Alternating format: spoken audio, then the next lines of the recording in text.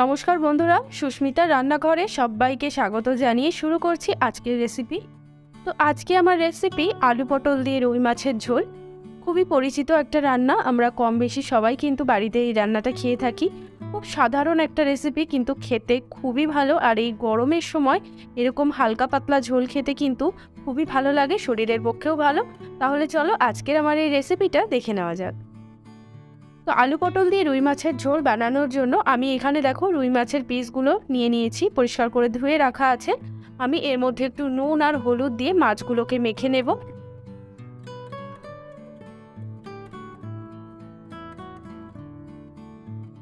এবার আমি একটা কড়াইয়ের মধ্যে দিয়ে দিচ্ছি খানিকটা সর্ষের তেল। তেলটা খুব ভালো করে গরম করে নিতে হবে। গরম হয়ে গেলে তারপর এর মধ্যে মাছগুলো দিয়ে দেব এবং মাছগুলোকে আমরা একটু ভালো করে ভেজে নেব। মাছগুলো যখন এক পাশ ভাজা হয়ে যাবে তখন এগুলোকে উল্টে দিতে হবে।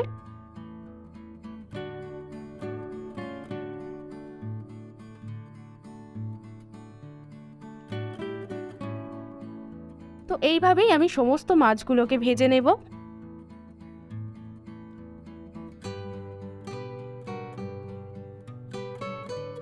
তো রুই মাছগুলো আমার সমস্ত ভাজা হয়ে গেছে। এবার আমি এই তেলের মধ্যে দিয়ে দিচ্ছি একটা আলু। আমি একটা বড় সাইজের আলু একটু লম্বা লম্বা করে কেটে নিয়েছি। তো আলুগুলোকেও আমরা একটু ভালো করে ভেজে নেব। তো আলুগুলো এখানে ভাজা হয়ে গেছে, আমি এবার আলুগুলোকেও তুলে নিচ্ছি। এই তেলের মধ্যেই আমি দিয়ে দেব পটল। আমি এখানে 5-6টা মতো পটল নিয়েছি। পটলের গায়ে একটু খোসা রেখে রেখে পটলগুলোকে অর্ধেক করে কেটে নিয়েছি। পটলগুলো আমাদের খুব ভালো করে ভাজতে হবে। এই সময় গ্যাসের ফ্লেমটা কিন্তু একদম লোতে রেখে পটলগুলোকে একদম নরম করে ভেজে নেব। তো দেখো পটলগুলো কিন্তু একদম নরম করে সুন্দর করে ভাজা হয়ে গেছে। এবার আমি এই ভাজা পটলগুলো তুলে নিচ্ছি। এবার আমি এই তেলের মধ্যে দিয়ে দেব 1/2 টিস্পুন মতো কালো জিরে আর দিয়ে দিচ্ছি একটা টমেটো। টমেটোটাকে একটু নাড়াচাড়া করে নেব। টমেটোটা যতক্ষণ আমাদের ভাজা হচ্ছে আমি একটা মশলা তৈরি করে নেব। তো আমি একটা বাটির মধ্যে দিয়ে দিচ্ছি 1 টিস্পুন আদা বাটা, দিয়ে দিচ্ছি 1/2 টিস্পুন হলুদ গুঁড়ো, দিয়ে দেব 1/2 টিস্পুন জিরের গুঁড়ো, স্বাদ মতো দিয়ে দিচ্ছি লবণ, আর দিয়ে দিচ্ছি 1/2 টিস্পুন লাল লঙ্কার গুঁড়ো। এবার এর মধ্যে একটু জল দিয়ে একটা মিশ্রণ আমরা বানিয়ে নেব। এখানে দেখো টমেটোটা একটু ভাজা হয়ে গেছে। এবার আমি এই মিশ্রণটা এর মধ্যে ঢেলে দিচ্ছি। একটু নাড়াচাড়া করে মশলাটা যখনই ফুটে যাবে ঢাকা দিয়ে একদম লো ফ্লেমে মোটামুটি 5-6 মিনিটের জন্য রেখে দেব। 5-6 মিনিট হয়ে গেছে, মশলার যে কাঁচা গন্ধটা সেটা চলে গেছে।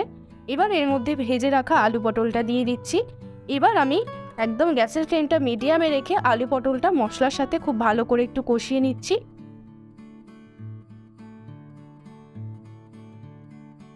তো দেখো এখানে আমাদের আলু পটলটা কিন্তু খুব ভালো করে মশলার সাথে কষে গেছে। এবার এর মধ্যে আমি দিয়ে দিচ্ছি জল। জলের পরিমাণটা বুঝে দিতে হবে, এটা যেহেতু একটু পাতলা ঝোল হবে তাই জন্য জলের পরিমাণটা আমি একটু বেশি দিচ্ছি। এবার দিয়ে দেব ভেজে রাখা রুই মাছের পিসগুলো, তার সাথে আমি দিয়ে দিচ্ছি 2টো চেরা কাঁচা লঙ্কা। এবার ঢাকা দিয়ে মোটামুটি 5 মিনিটের জন্য একদম লো ফ্লেমে রেখে দেব। 5 মিনিট হয়ে গেছে, আমি এবার ঢাকাটা খুলে নিচ্ছি। তো দেখো এখানে আমাদের আলু পটল দিয়ে রুই মাছের ঝোল একদম রেডি।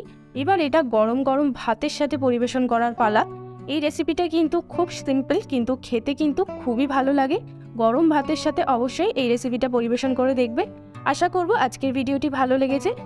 আজকের ভিডিওটি যদি ভালো লেগে থাকে তাহলে প্লিজ একটা লাইক বা কমেন্ট করে আমাকে জানাতে পারো। সবাই ভালো থাকবে, আবারও দেখা হচ্ছে অন্য কোনো ভিডিওর সাথে। বাই।